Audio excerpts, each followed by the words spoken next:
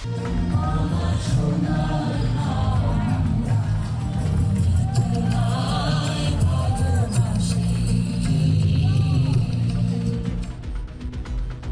অভ্যুত্থানে শহীদদের স্মরণে শহীদ মিনারে মোমবাতি প্রজ্বলন। ফ্যাসিস্টদের অবশিষ্ট অংশ রুখতে বাঁচিয়ে রাখতে হবে জুলাইকে, মন্তব্য রিজভির। অর্থবছর শেষে রাজস্ব লক্ষ্যের ৯০% আদায় হতে পারে। জনগণের আয় না বাড়লে করজাল ছড়িয়ে লাভ নেই, সাবেক এনবিআর চেয়ারম্যানের মন্তব্য। মানুষের আয় বেড়েছে কিনা, মানুষ কর্মক্ষমতা বেড়েছে কিনা, ক্রয় ক্ষমতা বেড়েছে কিনা, তাকে আউট অফ পকেট খরচ করতে হচ্ছে কিনা, অসামঞ্জস্যপূর্ণ অবস্থায় সে আছে কিনা, সেইটা ঠিক করতে হবে। ডেঙ্গুর ঝুঁকিতে রাজধানী, বর্ষার আগেই এডিস মশার লার্ভার ঘনত্ব উদ্বেগজনক। ব্যক্তি উদ্যোগে মশার বড় অংশের বিস্তার রোধ সম্ভব বলছেন বিশেষজ্ঞরা।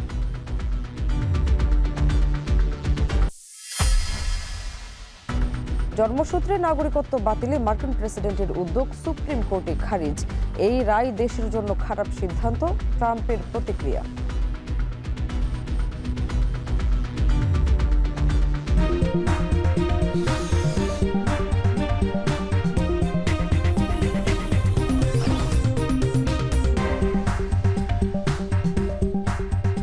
স্বাগত এখন সকালে। পুরো আয়োজনে আপনাদের সঙ্গে আছে আমি শামীমা শাম্মী। ২৪-এর গণ অভ্যুত্থানের দ্বিতীয় বর্ষপূর্তি আজ। জুলাইয়ের প্রথম প্রহরে শহীদ মিনারে শত শত মোমবাতি জ্বালিয়ে স্মরণ করা হয় শহীদ ও আহতদের। ছাত্রদলের এই আয়োজনে বিএনপির সিনিয়র যুগ্ম মহাসচিব রুহুল কবির রিজভী বলেন, ফ্যাসিস্টদের অবশিষ্ট অংশ এখনও রয়ে গেছে, তাদের রুখে দিতে জুলাইকে বাঁচিয়ে রাখতে হবে। জুলাইকে নানাভাবে বিক্রি করেছে বিভিন্ন মহল, অভিযোগ করেন ছাত্রদল নেতারা। বিস্তারিত প্রতিবেদনে। ২৪-এর গণ অভ্যুত্থানে ছাত্র জনতার রক্তক্ষয়ী আন্দোলনে যারা শহীদ ও আহত হয়েছেন তাদের প্রতি গভীর শ্রদ্ধা জানাতে ছাত্রদলের এই আয়োজন। অভ্যুত্থানের দ্বিতীয় বর্ষপূর্তিতে জুলাইয়ের প্রথম প্রহরে কেন্দ্রীয় শহীদ মিনারে আন্দোলনের মশালের মতোই জ্বালানো হয় শত শত মোমবাতি। অনুষ্ঠানে অংশ নেন বিএনপির সিনিয়র যুগ্ম মহাসচিব রুহুল কবির রিজভী ও ছাত্রদলের নেতাকর্মীরা। ছাত্রদল নেতারা বলেন, জুলাইকে ব্যবহার করে ফায়দা লুটেছে বিভিন্ন ছাত্র সংগঠন ও রাজনৈতিক দল। এ সময় আগামীতে জুলাইয়ের অপব্যবহার রুখে দিয়ে সাম্যের বাংলাদেশ গড়ার প্রতিশ্রুতি দেন তারা। কোন জুলাই ব্যবসা আমরা হতে দেব না, কারণ এই আন্দোলনের সবচেয়ে বেশি রক্ত দিয়েছে জাতীয়তাবাদী ছাত্রদল। তাদের রক্তের বদলা নেওয়ার প্রতিশোধ নেওয়ার জন্য আমরা জীবিত রয়েছি। বাংলাদেশের স্বাধীনতা সার্বভৌমত্ব রক্ষায় ছাত্রদল সবসময় অতন্ত্র প্রহরী ন্যায় ভূমিকা পালন করবে। মোমবাতি প্রজ্বলন অনুষ্ঠানে যোগ দিয়ে রুহুল কবির রিজভী বলেন, পরাজিত ফ্যাসিস্টদের অবশিষ্ট অংশ এখনও রয়ে গেছে, তাদের রুখে দিতে জুলাইকে বাঁচিয়ে রাখতে হবে। কোনো অগণতান্ত্রিক শক্তি, কোনো অগণতান্ত্রিক স্বৈরাচারী কোনো শক্তির যাতে আর আগমন না ঘটতে পারে, তাই তাদের স্মৃতি একটি মাসের জন্য নয়, একটি দিনের জন্য নয়। আমি তাই বলেছি, সব কটা জানালা খুলে দাও, তারা আসবে, তারা আমাদেরকে জাগিয়ে রাখবে। আগামীতে যেন কোনো ফ্যাসিবাদ মাথাচাড়া দিতে না পারে সেজন্য সবাইকে সতর্ক থাকার আহ্বানও জানান দলটির নেতাকর্মীরা। রাজু আহমেদ, এখন, ঢাকা। নতুন অর্থ বছরে রাজস্ব লক্ষ্যমাত্রার ৬,০৪,০০০ কোটি টাকা যোগান দিতে হবে এনবিআরকে। যদিও তারা বলছে লক্ষ্য অর্জন কঠিন হলেও অর্থ বছর শেষে রাজস্ব লক্ষ্যের সর্বোচ্চ ৯০% আদায় হতে পারে। এদিকে এনবিআরের সাবেক চেয়ারম্যান আব্দুল মজিদ মনে করেন, রাজস্ব আদায়ে একটি সংস্থার উপর নির্ভরতা কমানো না গেলে থেকে যাবে ঘাটতি, আর জনগণের আয় না বাড়লে করজাল সম্প্রসারণ করেও তেমন লাভ নেই। বিস্তারিত জানাচ্ছেন মিয়া আমিরুল। দেশের ইতিহাসে সর্ববৃহৎ বাজেট বাস্তবায়নে যে ধরনের পরিকল্পনা চলছে সংসদের নীতি নির্ধারণী পর্যায়ে, তাতে এটা স্পষ্ট যে চলমান উচ্চ মূল্যস্ফীতি, ব্যাংকিং খাতের বেহাল দশা এবং রাজস্ব আদায়ের যে ঘাটতি, সেটি সামনের দিনগুলোতে বেশ ভোগাতে যাচ্ছে। আছে বিদেশি ঋণের বাড়তি বোঝাও। তবে রাষ্ট্র মেরামতের ক্ষেত্রে যে ধরনের আলাপচারিতা চলছে এই সংসদে, তা বাস্তবায়নে তৈরি হয়েছে নতুন অনিশ্চয়তা। 2026-27 অর্থ বছরের জন্য পাশ হওয়া 9,38,000 কোটি টাকার বিশাল বাজেটে ঘাটতি 2,43,000 কোটি টাকা, যেখানে 6,95,000 কোটি রাজস্ব আদায়ে গুরুদায়িত্ব ভার এনবিআরের কাঁধে। প্রতিষ্ঠানটিকে মোট রাজস্বের প্রায় 87% অর্থ যোগান দিতে হবে, যদিও বিগত কোনো বছরেই সেই দায়িত্ব আদায়ে লেটার মার্ক পায়নি সংস্থাটি। রাজস্ব আদায়ের অন্যতম সমস্যা এনবিআরের জনবলে ঘাটতি। আছে কর্মকর্তাদের প্রশিক্ষণে অভাব সহ বিভিন্ন কর সংক্রান্ত মামলা জটিলতায় অর্থ আটকা পড়ার মতো ঘটনা।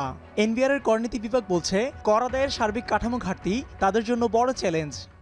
কমপ্লিটলি আমরা ডিজিটালাইজেশন করে ফেলতে পারি এবং ব্যাংক থেকে শুরু করে বিভিন্ন অর্গানাইজেশনের শুরু করে বিভিন্ন স্বায়ত্তশাসিত প্রতিষ্ঠান এবং সরকারের বিভিন্ন উইংয়ের সাথে আমরা যদি ইন্টার কানেক্টিভিটিটাকে আরও বেশি সমৃদ্ধ করতে পারি, আমাদের মনে হয় 5 বছরের ভিতরে আমরা কমপ্লিট ডিজিটালাইজেশনে যেতে পারবো বলে আমার কাছে মনে হয়। Government is very serious. এদিকে দেশের সার্বিক জনসংখ্যা বিবেচনায় করদাতার সংখ্যা 2 থেকে 2.5 কোটি হওয়ার কথা থাকলেও বর্তমানে টিআইএনধারীর সংখ্যা 1,30,00,000 লাখের মতো। এর মধ্যে 2025-26 অর্থ বছরে 50 লাখের কিছু বেশি মানুষ করের আওতায় এসেছে, যেখানে জিরো রিটার্নধারী করদাতার সংখ্যা 15 থেকে 20 লাখ। সবশেষ 2022-23 অর্থ বছরে এনবিআরের হিসাব বলছে, প্রতি 100 টাকা রাজস্ব আহরণের বিপরীতে এনবিআরের প্রশাসনিক খরচ মাত্র 25 পয়সা, যা এশিয়ার মধ্যে সর্বনিম্ন। কর সংশ্লিষ্টরা বলছেন, বিভিন্ন শ্রেণী পেশায় নিয়োজিত অনেকেরই মাসে 50 থেকে 60,000 টাকা আয় থাকলেও বছর শেষে তাদের বড় একটা অংশ করের বাইরে। করজাল সম্প্রসারণের পাশাপাশি রাজস্ব লক্ষ্যে পৌঁছাতে কর আদায়ের প্রবৃদ্ধি 40% বাড়ানোর বিকল্প নেই। সারা বাংলাদেশে যে, বিশেষ করে আমি ঢাকা শহরের কথা বলবো, নারায়ণগঞ্জ থেকে গাজীপুরে যে বিল্ডিংগুলো উঠেছে গত 10 বছরে, এদেরকে শুধু করের আওতায় আনা গেলে দেখা যাবে যে আমাদের যে বাজেট, এই বাজেটটা ফিল আপ হয়ে আরও উদ্বৃত্ত টাকা থাকবে। 50 লাখ টাকার উপরে ডিপোজিট আছে, এরকম কয়টা অ্যাকাউন্ট আছে যদি আমি হিসেব করে দেখি? যদি দেখি যে না আমার 1 কোটির উপরে অ্যাকাউন্ট আছে যাদের এই থ্রেশহোল্ড পার হয়ে গেছে, তাহলে আমার তো অ্যাটলিস্ট 1 কোটি করদাতা আমার থাকার কথা। অন্য অ্যাসেট বাদ দিলাম, ল্যান্ড বাদ দিলাম, বিল্ডিং বাদ দিলাম, গোল্ড বাদ দিলাম, মিনিমাম লেভেলে তো ওটা থাকা উচিত। এই ডাটাগুলো আসলে কোথাও অ্যাভেলেবেল নাই, থাকলেও সেগুলো ইন্টিগ্রেটেড না। এনবিআরের সাবেক চেয়ারম্যান মনে করেন, মানুষের আয় বাড়ানো ছাড়া করজাল সম্প্রসারণ ভাবনা খুব একটা কাজে আসবে না। একই সাথে রাজস্ব আদায়ে এনবিআরের উপর নির্ভরতা কমানো না গেলে বছর শেষে বিশাল ঘাটতি থেকে যাবে।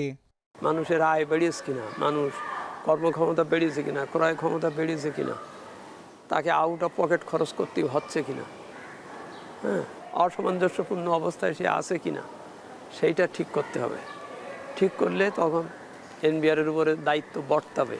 রাজস্ব আদায়ে প্রত্যক্ষ করের পাশাপাশি পরোক্ষ করে জোর দেওয়া সহ সরকারের অন্যান্য সংস্থাকে এগিয়ে আসা তাগিদ দেন এই বিশেষজ্ঞ। কর আহরণের ক্ষেত্রে একজন করদাতাও যেমন দায়ী, ওই ইকোনমিক সার্ভিস যে দেয় সেও দায়ী। মিয়া আমিরুল, এখন, ঢাকা। ঢাকাসহ দেশের বিভিন্ন এলাকায় এবার বর্ষার আগেই এডিস মশার লার্ভার ঘনত্ব উদ্বেগজনক। ডেঙ্গুর চরম ঝুঁকিতে রয়েছে রাজধানী। মোকাবিলায় শুধু ওষুধ ছিটে নয়, নাগরিকদের নিজ উদ্যোগে এডিসের প্রজননস্থল ধ্বংস করা সবচেয়ে জরুরি বলে মনে করছেন গবেষকরা। আর ঝুঁকি কমাতে দ্রুত চিকিৎসকের শরণাপন্ন হওয়ার পরামর্শ দিচ্ছেন চিকিৎসকরা। আরও জানাচ্ছেন ইমদাদুল আজাদ।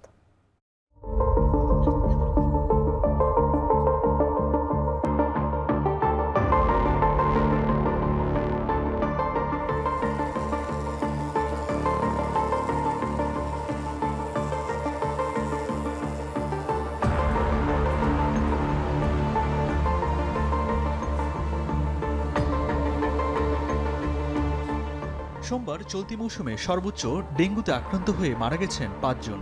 এদের মধ্যে ঢাকার 2 সিটির 2 জন, চট্টগ্রামের 2 আর ময়মনসিংহের 1 জন। বর্ষা পুরোপুরি শুরু হওয়ার আগেই দেশজুড়ে আক্রান্ত ছাড়িয়েছে প্রায় 6,000। রাজধানীর হাসপাতালগুলোতে বাড়তে শুরু করেছে ডেঙ্গু রোগীর ভিড়।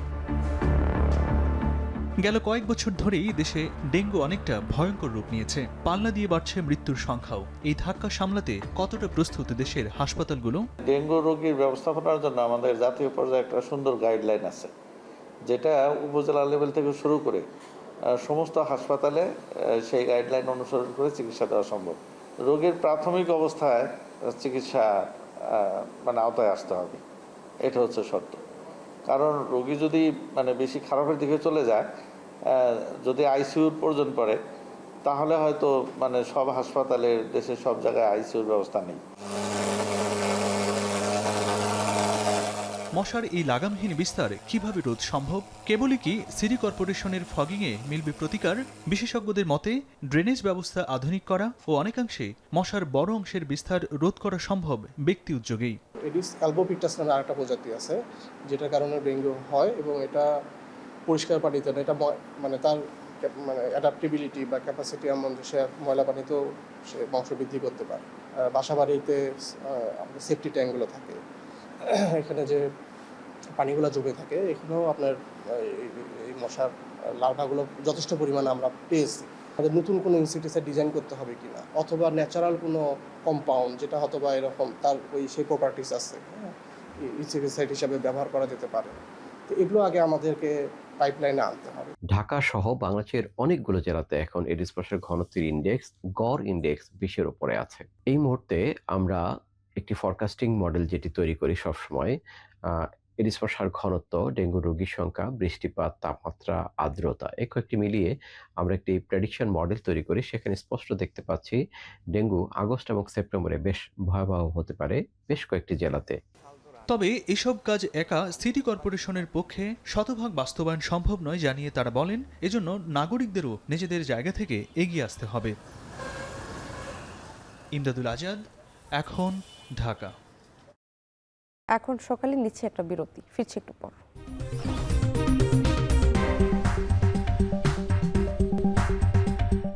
স্বাগত আরো একবার, দেখছেন এখন সকাল। 1 শতকের বেশি সময় ধরে শুধু শিক্ষা প্রতিষ্ঠান হিসেবে নয়, বরং বাংলাদেশের রাজনৈতিক এবং সামাজিক আন্দোলনেরও কেন্দ্রবিন্দু ঢাকা বিশ্ববিদ্যালয়। তবে গবেষণা খাতে কম বরাদ্দ বিশ্ববিদ্যালয়ের অগ্রযাত্রার বড় বাধা তৈরি করছে বলে মনে করেন বর্তমান উপাচার্য। ঢাকা বিশ্ববিদ্যালয়ের 106 বছরের পথ চলায় ঢাকা বিশ্ববিদ্যালয় কতটা রং চড়ালো আর কতটা রং হারালো তা নিয়ে জানাচ্ছেন হোসেন জাহিদ।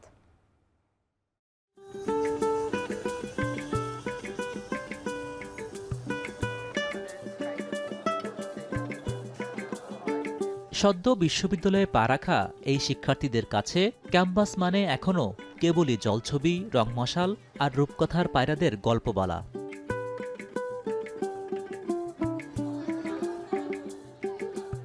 তবে বিশ্ববিদ্যালয় নিয়ে কতটা সন্তুষ্ট তারা? প্রশ্ন শুনে কিছুটা থমকে দাঁড়ানো তাদের। কারো বিশ্বাস, কর্মজীবনে সফল হতে ক্যাম্পাস থেকে পাওয়া শিক্ষা উপকারে আসবে, কারো কণ্ঠে আবার হতাশা। আবাসিক হলগুলার যে পরিবেশ, এটাও স্বাস্থ্যকর না। ঢাকা ইউনিভার্সিটিতে আসার পরে অনেক রকম পরিবেশ, অনেক রকম পরিস্থিতিতে আই থিঙ্ক এটা সেলফ ইমপ্রুভমেন্ট হয়ে যায় যে বিভিন্ন পরিস্থিতির সাথে তাল মেলানোর জন্য আমরা নিজেরা প্রস্তুত হয়ে যাই। কেন বিশ্ববিদ্যালয়ের লাইব্রেরি থেকে খেলার মাঠ, হলের ডাইনিং থেকে ক্যাম্পাসের পরিবেশ, সব নিয়ে আক্ষেপ নবীন শিক্ষার্থীদের। লাখ লাখ প্রতিযোগীকে পেছনে ফেলে যারা এই বিশ্ববিদ্যালয়ে পড়ার সুযোগ পেয়েছে, কেনই বা তারা আজ গর্ব করেন না? এখন জব ওরিয়েন্টেড মানে সেই ফিল্ড তো আমাদের খুবই কম। একটা স্টুডেন্ট যেই সাবজেক্টে পড়াশোনা করে সেই ওরিয়েন্টেড জব তো আমাদের দেশে নাই।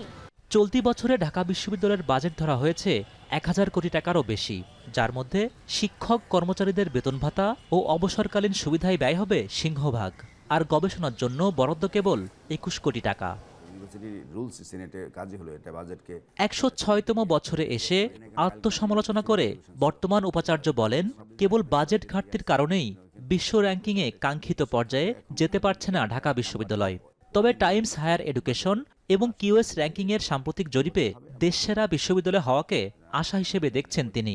জাতির শ্রেষ্ঠ সন্তান এখানে আছে, কিন্তু তাদের জন্য পর্যাপ্ত ফান্ড না থাকলে, আর্থিক সঙ্গতি না থাকলে, ইকুইপমেন্ট না থাকলে, মেশিনারিজ না থাকলে শুধু মেধা দিয়েই তো রিসার্চ হয় না। সো আমাদের সেই জায়গাতে কনস্ট্যান্ট রয়ে গেছে, সেটা চ্যালেঞ্জ রয়ে গেছে। প্রাক্তন সময়ের গর্ভে হেঁটে বরেণ্য এই শিক্ষাবিদ জানান, শুরু থেকেই ধনী গরিবের সামাজিক অবস্থান দূর করতে সক্রিয় ছিল ঢাকা বিশ্ববিদ্যালয়। বর্তমানের মান বাড়াতে সবাইকে কাজ করার আহ্বান তার। কেবল উচ্চ শ্রেণীর ধনিক বণিকদের কল্যাণে কাজ করলে এই রাষ্ট্র ব্যবস্থা অত্যন্ত খারাপ। ঢাকায় বিশ্ববিদ্যালয়ের প্রতিষ্ঠাকে তখনকার মোটামুটি যারা শিক্ষিত লোক তারা খুব খুশি হয়েছেন যে ঢাকায় বিশ্ববিদ্যালয়ের প্রতিষ্ঠা মানেই হলো আমাদের উন্নতি, আমাদের ছেলে মেয়েদের উন্নতি। ভাষা আন্দোলন, মুক্তিযুদ্ধ, স্বৈরাচার বিরোধী আন্দোলন থেকে শুরু করে সর্বশেষ 2024 সালের কোটা সংস্কার ও সরকার পতন আন্দোলনের মতো ঘটনাও বিশ্ববিদ্যালয়ের অর্জন।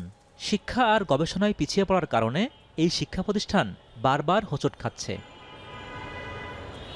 বিশ্ববিদ্যালয়ের যাত্রা শুরু থেকে যারা এখানে শিক্ষক শিক্ষার্থী কর্মচারী হিসেবে ছিলেন, জীবনের হাটের সকল বেচাকেনা শেষ করে তারা বিদায় নিয়েছেন পরপারের উদ্দেশ্যে। এখন যারা আছেন তাদেরকেও জীবনের এই ব্যাপ্ত নিয়মের ফলে বিদায় নিতে হবে। মাঝের এই সময়টুকু তারা বিশ্ববিদ্যালয়কে কী দিতে পারলেন, কতটুকুই বা নিতে পারলেন, তা তো সময়ই ঠিক করবে। কেননা সময় তো সবচেয়ে বড় বিচারক। হোসেন জাহিদ, এখন, ঢাকা। কুমিল্লা বোর্ডে 3 জেলায় অনুমোদিত 8 কলেজে বছর অনুষ্ঠিতব্য এইচএসসি পরীক্ষায় কোনো পরীক্ষার্থী নেই। আর্থিক সংকট, শিক্ষা কার্যক্রম গুটিয়ে ফেলা, এমনকি নির্বাচনী পরীক্ষায় উত্তীর্ণ হতে না পারায় এসব কলেজ থেকে নেই কোনো পরীক্ষার্থী। সক্ষমতা না থাকলেও কিভাবে অনুমোদন পায় এসব প্রতিষ্ঠান তা নিয়ে উঠেছে নানা প্রশ্ন। বোর্ড বলছে এসব বিষয় খতিয়ে দেখা হবে। কামরুল হাসানের ছবিতে আরও জানাচ্ছেন খালেদ সাইফুল্লাহ।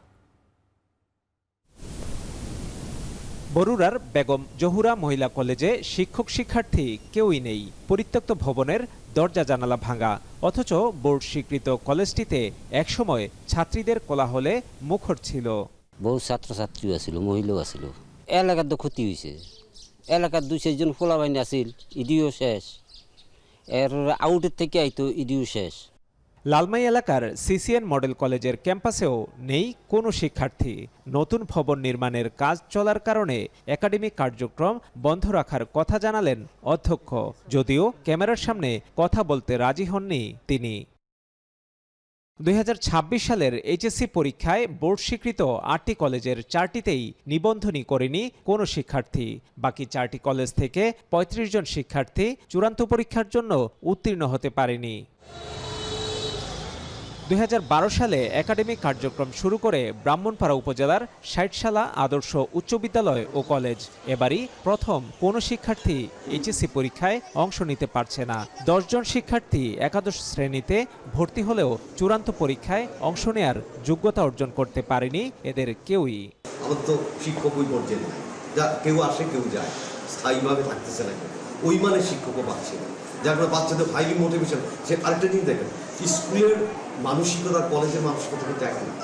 এখন যোগাযোগ ব্যবস্থা ভালো, স্বাভাবিকভাবে শিক্ষার্থীরা যারা ভালো A+ পায় তারা চলে যায় ভিক্টোরিয়াতে, আর একটু কম যাদেরকে তারা উপজেলা চলে যায়। কলেজের অনুমোদনের ক্ষেত্রে আরও যাচাই বাছাই হওয়া প্রয়োজন। মানহীন ও তদারকি না থাকায় অনেক কলেজ শিক্ষার্থীদের যেমন মানসম্পন্ন পাঠদান করতে পারছে না, তেমনি আর্থিক সংকটে শিক্ষকদের নিয়মিত বেতন সুবিধাদি দিতে পারছেন না বলে অভিযোগ রয়েছে। এই প্রতিষ্ঠানগুলোর খবর নিলে দেখা যাবে যে এইখানে শিক্ষকরা বেতন দেওয়া, আমার মনে হয় বেতন দেওয়া সম্ভব হয়নি এই কর্তৃপক্ষের পক্ষে। সব সরকারের সময় রাজনৈতিক বিবেচনাটা বড় দেখা যায়। রাজনৈতিক বিবেচনার কাছে শিক্ষা বোর্ড মনে হয় তাদের তদারকিটা করতে পারে না বলে যেটা হয়, যারা আসলে তদারকি করবে শিক্ষা বোর্ড, তার সক্ষমতার জায়গাটি কোথায় যে সে নিজে তার সিদ্ধান্তটি নিতে পারে। গেল বছর 0 থেকে 5% পাশের হার থাকা 13টি কলেজের স্বীকৃতি ইতিমধ্যে বাতিল করা হয়েছে। যেসব কলেজ থেকে কোনো পরীক্ষার্থী অংশ নিতে পারেনি তার কারণ খতিয়ে দেখা হবে। কলেজগুলোর বোর্ড অনুমোদনের ক্ষেত্রে রাজনৈতিক হস্তক্ষেপ ছিল কিনা সেটিও দেখা হবে বলে জানান বোর্ডের কর্মকর্তারা। বোর্ডের অবস্থান, গত বছর আমাদের 0 থেকে 5% পাশের হার ছিল প্রায় 10টা প্রতিষ্ঠানের। ওই 10টা প্রতিষ্ঠানকে আমরা ডেকে তাদের সাথে মত বিনিময় করেছি কেন রেজাল্ট খারাপ হলো, অর্থাৎ এমপিভুক্ত টিচারও ছিল না, যার কারণে ওই প্রতিষ্ঠানগুলো রেজাল্ট ফল করেছে। তাদের বিরুদ্ধে কি কি ব্যবস্থা নেওয়া যায় এবং ইতিমধ্যে নিয়েছে, আর কি নেওয়া যায় সে বিষয়ে আমরা তৎপর আছি এবং একটি তদন্ত কমিটি হবে। তাদের বিরুদ্ধে কি ব্যবস্থা নেওয়া যায় এবং কেন এরকম হলো সে বিষয়ে আমরা জবাবদিহিতা নেব। প্রয়োজনে যে প্রচলিত আইন আছে সেই অনুযায়ী তাদের এমপিও সহ তাদের পাঠদান এগুলো আমরা বন্ধ করতে সক্ষম হব। এবছর কুমিল্লা শিক্ষা বোর্ডের অধীনে কুমিল্লা, নোয়াখালী, ফেনী, ব্রাহ্মণবাড়িয়া, চাঁদপুর ও লক্ষ্মীপুর জেলার 464টি শিক্ষা প্রতিষ্ঠান থেকে মোট 94,802 জন শিক্ষার্থী এইচএসসি পরীক্ষায় অংশ নিচ্ছে। খালেদ সাইফুল্লাহ, এখন, কুমিল্লা। মেয়াদোত্তীর্ণ বিপজ্জনক বা ডিজি কার্গো এখন চট্টগ্রাম বন্দরের গলার কাটা। সাম্প্রতিক সময়ে বেশ কিছু ডিজি কার্গো ধ্বংস করা হলেও অপেক্ষায় আছে আরও 64 কন্টেইনার। বছরের পর বছর বন্দরে পড়ে থাকা এসব বিপজ্জনক পণ্য নিরাপত্তার স্বার্থে দ্রুত অপসারণ চায় কর্তৃপক্ষ।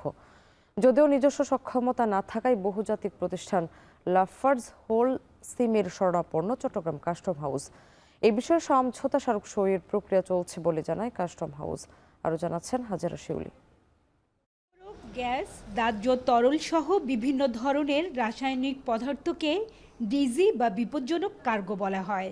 শিল্প কারখানায় রিএজেন্ট ও কাঁচামাল হিসেবে ব্যবহার হয় বিভিন্ন ধরনের ডিজি। আন্তর্জাতিক নৌ বাণিজ্য সংস্থার বিশেষ নিয়মকানুন মেনে ডিজি কার্গো পরিবহন ও সংরক্ষণ করতে হয়। সাধারণ পণ্যের চেয়ে এসব পণ্যের হ্যান্ডলিং চার্জ ও গুদাম ভাড়াও অনেক বেশি। যদিও বাজারে দাম কমে যাওয়া, শুল্কায়ন জটিলতা সহ নানা কারণে লোকসান বেশি হলে অনেক সময় এসব পণ্য আমদানির পর খালাস করেন না আমদানিকারক। চট্টগ্রাম বন্দরের ইয়ার্ডে বর্তমানে 10 থেকে 20 বছরের পুরনো ধ্বংসযোগ্য 57টি বিপজ্জনক পণ্যবাহী কন্টেইনার পড়ে আছে। নিরাপত্তার স্বার্থে ও দুর্ঘটনা এড়াতে বন্দর চায় খুব দ্রুত এসব কার্গো অপসারণ বা ধ্বংস করা হোক। পণ্য নিয়ে আসছে, ওইটা কাস্টমসের এসএস করছে, চেঞ্জ করছে বা শুল্ক হার বাড়িয়ে দিয়েছে, ভ্যালু বাড়িয়ে দিয়েছে, তখন আমদানিকারক সেটাকে নিতে অনিয়ম প্রকাশ করে বিদায় এটা পরিত্যক্ত অবস্থায় রাখে। বছরের পর বছর এখানে অনেকগুলো ডেঞ্জারাস কার্গোর আমাদের এখানে রয়েছে, যেগুলো বিভিন্ন রাসায়নিক সাবস্টেন্স সহ ক্ষতিগ্রস্ত যে কন্টেনারগুলো রয়েছে এগুলো অতি দ্রুত এখান থেকে অপসারণ করা দরকার। তা না হলে অথবা অনাকাঙ্ক্ষিত পরিস্থিতির একটা সুযোগ থেকে যায়। আমরা চট্টগ্রাম বন্দর থেকে সর্বোচ্চ চেষ্টা করছি। বিপজ্জনক ও পরিবেশের জন্য ক্ষতিকর হওয়ায় সাধারণ পণ্যের মতো এসব কার্গো ধ্বংস করা যায় না, এজন্য বিশেষ ব্যবস্থা নিতে হয়।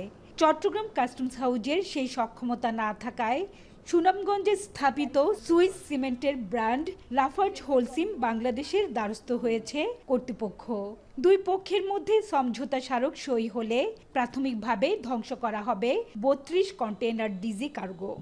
তবে ডিজির ক্ষেত্রে যেহেতু এগুলো এক্সপ্লোসিভ, তারপরে দাহ্য পদার্থ ক্যারি করে, এগুলো ধ্বংস করতে গেলে এটা পরিবেশের কথা মাথায় রাখতে হয়, দেন সেফটি সিকিউরিটির ইস্যুগুলো মাথায় রাখতে হয় এবং কনসার্ন অথরিটি যারা আছে তাদের কাছ থেকে পারমিশন নিয়ে 32টা কন্টেইনার ধ্বংস করার জন্য হোলসিমের সঙ্গে আমাদের কথা হয়েছে, যেটা সুনামগঞ্জে ওনাদের ডেডিকেটেড প্ল্যান্ট আছে। বর্তমানে চট্টগ্রাম বন্দরে নিলামের অপেক্ষায় আছে 300 বিপজ্জনক পণ্যবাহী কন্টেইনার। 2022 সালে 32 বক্স ডিজি কার্গো ও 2025 সালে কম ঝুঁকিপূর্ণ 13 কন্টেইনার ডিজি কার্গো ধ্বংস করে কর্তৃপক্ষ। হাজেরা শিউলি, এখন চট্টগ্রাম। এখন সকালে নিচ্ছে আরেকটা বিরতি, ফিরছি একটু পর।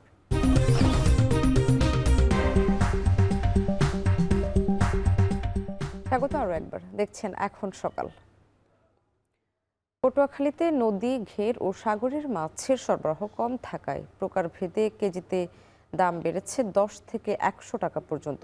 মাছের দাম ও সরবরাহ পরিস্থিতি জানাতে কলাপাড়া পাইকারি বাজার থেকে যুক্ত হচ্ছেন জসিম পারভেজ। জসিম, জানাবেন মাছের সরবরাহ কম থাকার কারণ কি, আর কোন মাছ কত দামে বিক্রি হচ্ছে?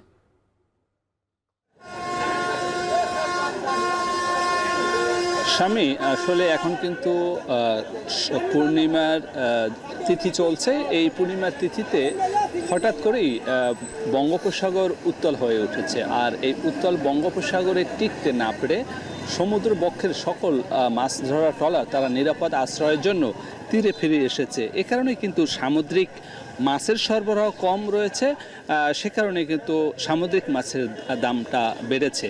একই সঙ্গে পুকুর ঘেরের মাছের উৎপাদনটা অনেকটাই কমেছে, সে কারণেও মাছের সরবরাহ কমেছে, আর সরবরাহ কম থাকায় মাছের দামটা চড়া রয়েছে। আপনার মাধ্যমে দর্শকদের জানিয়ে রাখতে চাই, আজকে এই যে পটুয়াখালীর যে কলাপাড়ার অন্যতম পাইকারি যে নাসনাপাড়া মাছ বাজার, এখানে আজ রুই এবং কাতল দুই প্রজাতির মাছ কেজি বিক্রি হচ্ছে 300 টাকা থেকে 400 টাকা পর্যন্ত। প্রকারভেদে দাম বেড়েছে, কেজিতে 40 থেকে 50 টাকা। তেলাপিয়া মাছ বিক্রি হচ্ছে 150 টাকা থেকে 170 টাকা, কেজিতে বেড়েছে 50 টাকা পর্যন্ত। পাঙ্গাস মাছ, চাষ পাঙ্গাস বিক্রি হচ্ছে 160 টাকা, এখানে বেড়েছে কেজিতে 10 টাকা। নদীর যে পাঙ্গাস রয়েছে সেই পাঙ্গাস বিক্রি হচ্ছে 500 টাকা কেজি, যা অপরিবর্তিত অবস্থায় বেচা বিক্রি হচ্ছে। সিলভার কার্প মাছ বিক্রি হচ্ছে 180 টাকা, প্রতি কেজিতে বেড়েছে 10 টাকা। সামুদ্রিক গাগরা মাছ বিক্রি হচ্ছে 170 থেকে 250 টাকা পর্যন্ত, প্রকারভেদে দাম বেড়েছে 50 টাকা কেজিতে। এবং শিং মাছ বিক্রি হচ্ছে 300 টাকা, প্রতি কেজিতে বেড়েছে 50 টাকা। সামুদ্রিক পোয়া মাছ বিক্রি হচ্ছে 400 টাকা থেকে 500 টাকা পর্যন্ত, প্রকারভেদে দাম বেড়েছে 50 টাকা থেকে 100 টাকা পর্যন্ত। ছাড়া চিংড়ি মাছ বিক্রি হচ্ছে 650 টাকা থেকে 1100 টাকা পর্যন্ত, কেজিতে বেড়েছে 100 টাকা। চাষ কই মাছ বিক্রি হচ্ছে 220 টাকা, কেজিতে বেড়েছে 40 টাকা। ডান্ডি মাছ বিক্রি হচ্ছে 350 টাকা, এখানে প্রতি কেজিতে বেড়েছে 50 টাকা। আমরা এখানকার যে ব্যবসায়ীদের সঙ্গে কথা বলেছি, তারা বলেছে যে উপকূলীয় অঞ্চলের যে সকল হাট বাজারের বিক্রেতারা রয়েছেন, পাইকার রয়েছেন, তারা এখানে আসেন সকালবেলা। এখানে কেননা আপনি জানেন যে এখানকার উপকূলীয় অঞ্চলে যে রাঙাবালি, সাতক্ষীরা, মৎস্যবন্দর আলিপুর, মহিপুর সহ বিভিন্ন অঞ্চলের সামুদ্রিক এবং নদ নদীর যে সকল জেলে রয়েছে, তারা এখানে মাছ নিয়ে আসেন। 1 ঘন্টার বাজারে, এই বাজারে প্রায় কোটি টাকার মাছ বেচা বিক্রি হয়। এবং এখানকার যে স্থানীয় যে পর্যায়ে যে আমাদের যে মৎস্য চাষি রয়েছে, সেই চাষিদের মাছও এখানে বেচা বিক্রি হয় পাইকারি দরে। আর এই পাইকারি এই বাজারে উপকূলীয় অঞ্চলের পাইকাররা আসেন এবং এখানে পর্যাপ্ত পরিমাণে মাছ পাওয়ার কারণেই কিন্তু এই বাজারটি জমে উঠেছে। আর মাছের এই বাজারে সরবরাহ কম থাকায় দামটা চড়া রয়েছে, এবং মাছের সরবরাহ যখন বাড়বে দামটা কমবে, এমনটি জানিয়েছে এখানকার সংশ্লিষ্ট ব্যবসায়ীরা। এই ছিল আমার কাজ সব শেষ। পটুয়াখালী থেকে যুক্ত ছিলেন জসিম পারভেজ। যশোরে কাঁঠালের চিপস তৈরি করে সাড়া ফেলেছেন গৃহিণী রূপা খাতুন। স্থানীয় বাজারসহ বিভিন্ন অঞ্চলে এই চিপস বেশ জনপ্রিয়। অর্থনৈতিকভাবে লাভবান হচ্ছেন অন্য নারীরাও। তবে বড় পরিসরে করতে সরকারি সহযোগিতা চান তিনি, যদিও কৃষি বিভাগের পক্ষ থেকে সব ধরনের সহযোগিতার আশ্বাস দিয়েছে কর্মকর্তারা। এনামুল হকের ছবি ও রিপন হোসেনের তথ্য নিয়ে প্রতিবেদন। যশোর সদরের কোদালিয়া গ্রামের ইফতেখার আলীর স্ত্রী রূপা খাতুন নিজ বাড়িতে গড়ে তুলেছেন প্রতিষ্ঠান রেইনবো অ্যাগ্রো ফুড। দীর্ঘদিন ধরেই তিনি বাড়িতে নানা রকম আচার, জ্যাম, জেলি, কুমড়োর বড়ি, গুড় পাটালি সহ বিভিন্ন পণ্য উৎপাদন করে আসছেন। এবছর নতুন করে শুরু করেছেন কাঁঠালের চিপস বানানো। উন্নয়ন সংস্থা সুশীলন থেকে প্রশিক্ষণ নিয়ে নানা ধরনের আচার তৈরি শুরু করেন রূপা খাতুন। এরই মধ্যে তিনি প্রিজম অ্যাগ্রো অ্যান্ড ফুড থেকে প্রশিক্ষণ নিয়ে শুরু করেন কাঁঠালের চিপস তৈরি।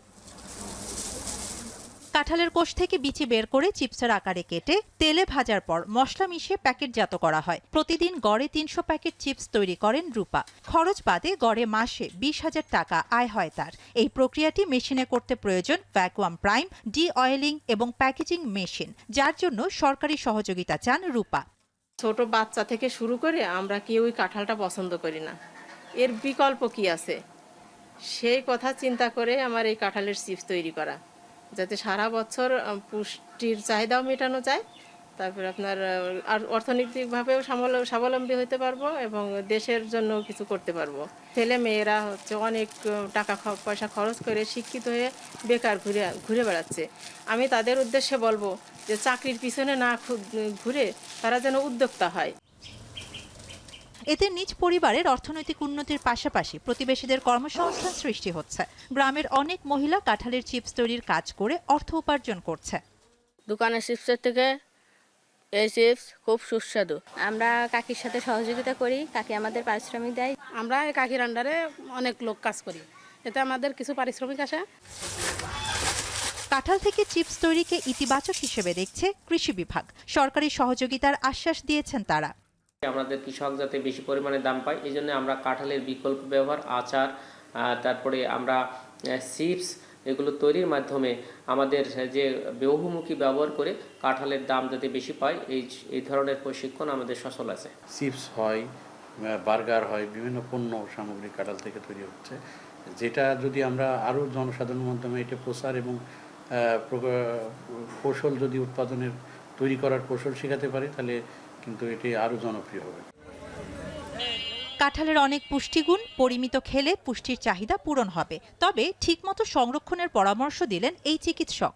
ঠিকমতো সংরক্ষণ করতে না পারলে তো পুষ্টি গুণাগুণ একটু কমতে পারে, সেখানে কিছু স্বাস্থ্য ঝুঁকিও তৈরি হতে পারে যদি জীবাণু সংক্রমণ হয় ঠিকমতো যদি না করা যায়। তবে হ্যাঁ, সঠিকভাবে সংরক্ষণ করা এবং স্বাস্থ্যসম্মতভাবে সেই সংরক্ষিত কাঁঠালটাকে যদি খাওয়া যায় সেটা বেটার হয়। একসময় যারা সমালোচনা করতেন, এখন তারাই রূপা খাতুনের কাঁঠালের চিপস তৈরির কাজ দেখতে আসেন। এখন যশোর। এখন সকালে নিচ্ছে আরেকটা বিরতি, ফিরছি একটু পর।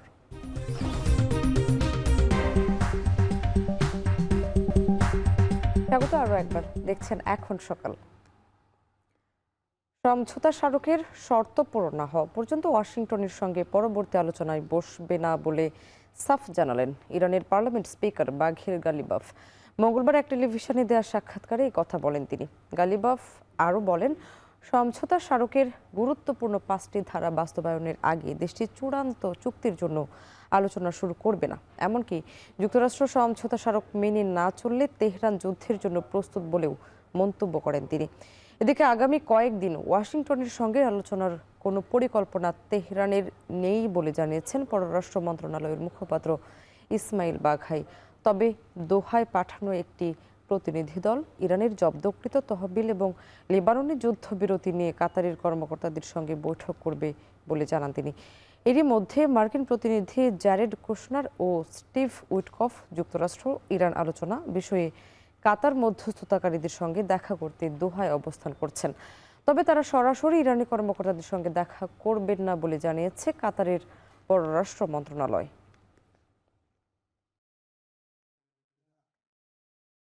ভেনেজুয়েলার বিধ্বংসী ভূমিকম্পের 6 দিন পর এবার ধ্বংসস্তূপ থেকে জীবিত উদ্ধার করা হয়েছে 3 বছর বয়সী এক শিশুকে।